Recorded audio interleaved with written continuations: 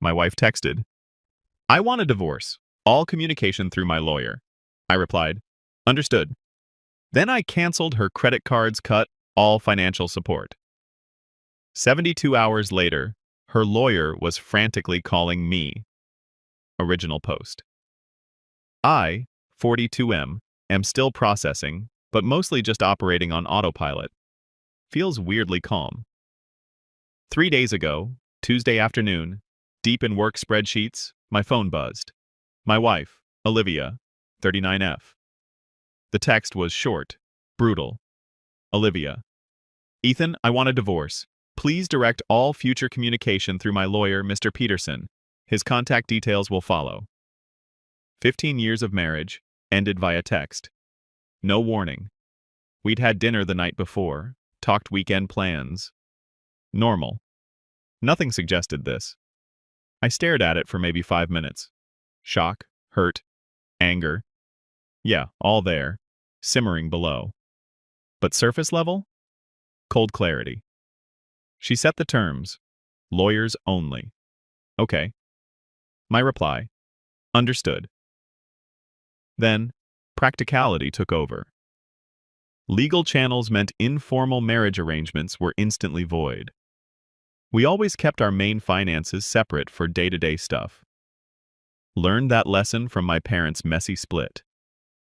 She had her personal account, I had mine. Credit cards.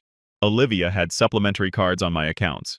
Not joint ownership, just authorized user status I granted. Logged into banking apps. Click. Cards canceled. Reported user no longer authorized. Done. Allowance. I transferred her a monthly sum to her personal account for discretionary spending. Logged into my bank. Canceled the recurring transfer. Effective immediately.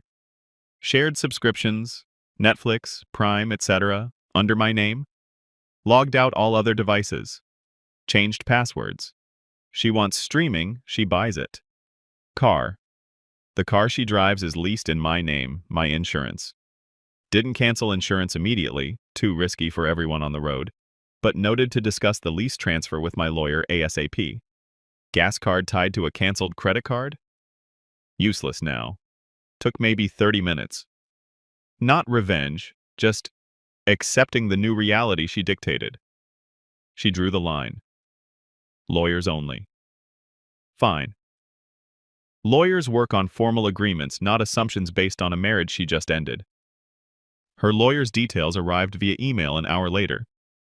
Forwarded them straight to Ms. Cole, a top divorce attorney a colleague recommended. Emailed Ms. Cole. Received text demanding divorce, lawyers only. Complied. Need immediate counsel on next steps, asset protection. Advise retainer. Finished my work project, went home. House was empty. She must have packed while I was out. Slept okay, surprisingly. Fast forward 72 hours. Friday afternoon, unknown number rings. Had a feeling. Hello? Is this Ethan? Ethan's last name? Sharp, impatient voice. Speaking. This is Mr. Peterson. I represent Olivia, Olivia's last name. My client is experiencing some difficulties. Okay? Level voice. Her cards declined. Funds cut off abruptly. Highly irregular, Mr. Ethan's last name. Financial status quo is generally maintained during separation. Mr. Peterson, I said calmly. My wife texted Tuesday demanding divorce, stating all communication must go through you. I acknowledged and complied. Informal financial arrangements ceased. Future support needs formal legal discussion, through you, and my counsel, Ms. Cole, whom I'm retaining. Pause. Paper shuffling. She needs funds now. Necessities, accommodation. Accommodation? Genuine surprise. Where is she? Not pertinent. You acted in bad faith, cutting her off without warning. Mr. Peterson, voice cooler now. My wife unilaterally ended our marriage via text and set the lawyers only rule. She ended the status quo of trust and communication. Financial support will be determined legally, not by frantic calls over declined cards she wasn't the primary holder of. Longer pause. My client seeks emergency financial relief, he said stiffly. Her prerogative, I replied. Direct filings to my attorney, Ms. Cole. You have her details? Yes, he clipped. Excellent. Conversation concluded per my wife's directive. Good day. Hung up. Heart pounding now, adrenaline kicking in. But also, validation. She wanted cold and legal, she's getting it. Exactly. Waiting for Ms. Cole's call. This is just the start. Update 1. 1 week later. Been a week since the text. Things heated up, as expected. Thanks for the comments, DMs. Good to know I'm not nuts. Ms. Cole got back same day, Mr. Peterson called. She's good. Confirmed my actions were logical given Olivia's text. Advised. Document everything. Mr. Peterson's first move came Monday. Formal request for emergency temporary spousal support, plus exclusive use of the marital home, which she'd already left, LOL. The amount? Astronomical. Basically wanted me to fund her old lifestyle plus new housing plus legal fees. Entitlement level? Expert. Ms. Cole responded. Countered with much lower temporary support based on actual need, not wants. Noted she left the home I still occupy. Highlighted her lawyers-only rule and my actions as a direct consequence. Then, the personal attacks began. Olivia's BFF, Haley, called Wednesday night. Answered hoping for intel. Mistake. Ethan, what the actual fuck? No hello. Haley, tiredly. Don't Haley me. Olivia's on my couch. You cut her off. She couldn't buy groceries, making her homeless? Haley, Olivia demanded divorce via text, lawyers only. I respected her wishes. Bullshit! You know she barely works. How can she live? She's terrified. Olivia's part-time graphic design gig nets. 1 couch month, mostly fun money before. She hired a lawyer before talking to me, I said. Financials go through him and my lawyer. The process she chose. Cruel, vindictive. After 15 years, she was emotional, made a mistake. Instructing lawyers only is a specific mistake, Haley. Was hiring Mr. Peterson also a mistake? Silence. Then, she deserves support. You always took care of her. And I would have discussed things amicably if she hadn't nuked the marriage via text and lawyered up. She set the rules. We follow them now. She'll take you for everything, Haley spat.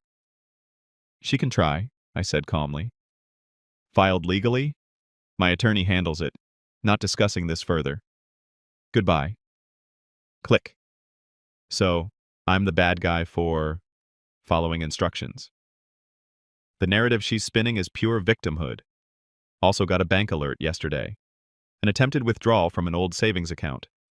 Turns out, there was one joint account we'd opened ages ago and completely forgotten about. It wasn't part of our active finances. It only had about $500 left in it.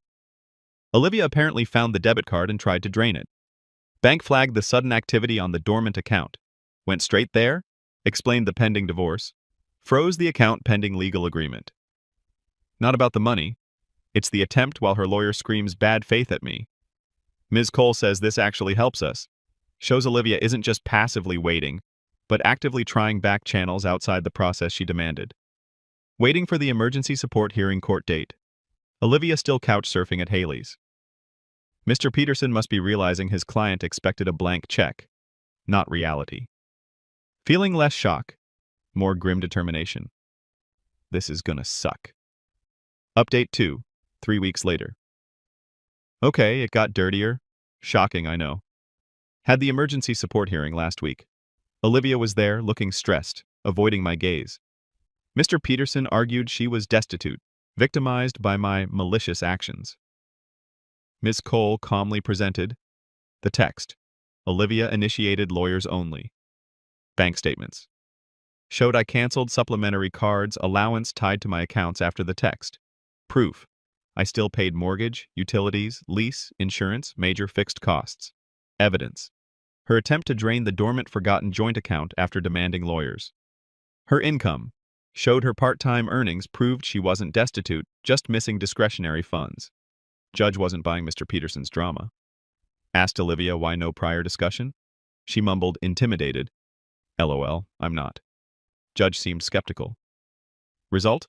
Temporary support ordered, way closer to our figure than theirs. Enough for basics, contribution to legal fees, but zero funding for her old lifestyle. Judge basically told Olivia her own actions, the text, the account drain attempt, contributed to her current situation. Dodged a bullet, felt like. But they weren't done. This week, the real games started. Dirty trick number 1. Call from my HR. Anonymous complaint. Alleged misuse of company resources for personal legal stuff.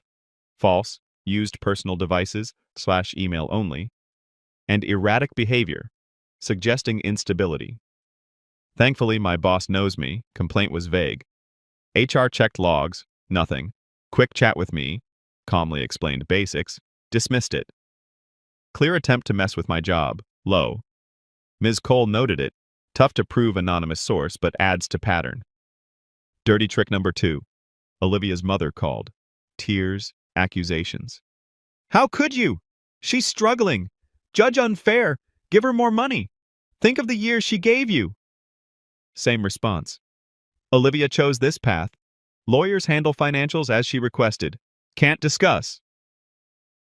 Called heartless, hung up, relentless emotional manipulation. They really thought I'd just keep paying forever. My response. Sticking to logic under fire. Their tactics just clarified the situation. Simply reacting wasn't enough. I needed to proactively secure my position legally and shut down avenues for manipulation, strictly by the book. The car. Ms. Cole sent Mr. Peterson a letter. Temporary support established? Olivia needs to handle the car, take over lease, if qualified, or return it. I stop payments next cycle. Insurance cover, which I'd maintained, would cease concurrently. 30 days. Her problem to solve within the legal framework. The house. Filed for formal exclusive use since she left and judge didn't grant it to her. Started valuation process for sale buyout. Buyout unlikely given her finances. Establishing clear legal control. Asset division. Pushing for immediate, full financial discovery. Suspect hidden assets on her side. Time for transparency, legally mandated. Hiding things, Alsh's court trouble. Documenting harassment. Logged every manipulative call, the work complaint. Dates, times, summary. Ms. Cole says pattern of bad faith tactics influences final settlement legal fees. It's not about revenge, it's about methodically managing the situation within the legal boundaries she established, especially now that they were resorting to underhanded tactics. The work complaint crossed a line, making firm, decisive legal steps essential. Olivia texted me directly yesterday, breaking her own rule. Ethan, you can't take the car. How will I get anywhere? Please stop this. Screenshotted, sent to Ms. Cole. Replied, Olivia, per your instructions. Date, all communication via lawyers.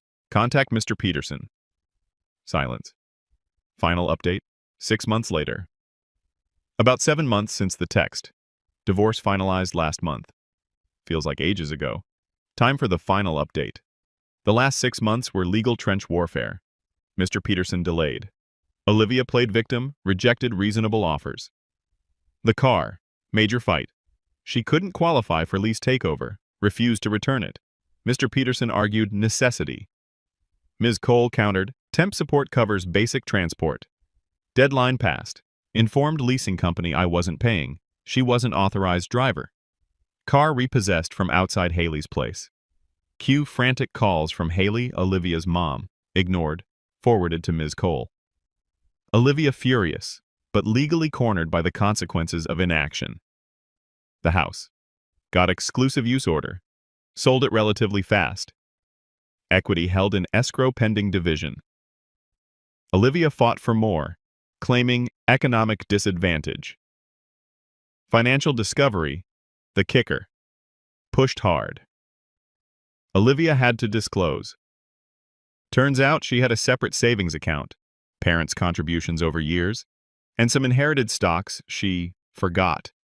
Not huge, but more than the $500 in the dormant joint account.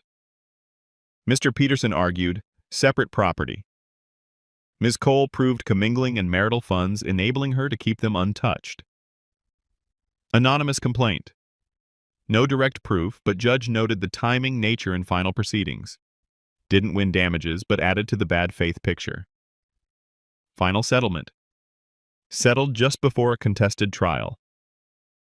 Judge signaled impatience with Olivia's tactics in pre-trial talks.